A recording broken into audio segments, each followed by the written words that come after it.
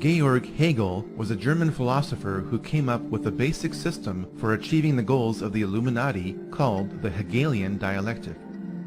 This system is based on 3 steps. In step 1, a rogue government will create the problem that harms or even kills its own citizens. This deception is known as a false flag attack. In step 2, a rogue government will control the reaction to the problem which it created by typically blaming it on an enemy or some aspect of its own society over which it seeks more control. This is why the term false flag attack is so named. In step 3, a rogue government will offer the solution to the problem which it created. This solution is typically a war or a system of regulations. The solution would usually not be accepted by the public had the rogue government not created the crisis and controlled the reaction to it in the first place. A government which seeks increasing control can keep pushing society to accept its agenda by following a series of problems, reactions, and solutions which it planned all along. The significance of the Hegelian dialectic is not how evil it is, but rather how often governments choose to follow it. There has not been a major war in the 20th and 21st centuries that does not follow the Hegelian dialectic. Though his family converted to Christianity, Karl Marx became a Satanist during his university years.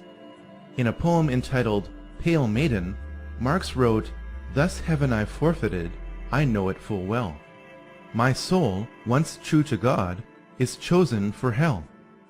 Over time, Marx became a 32nd degree Mason. Karl Marx met up with German philosopher Friedrich Engels.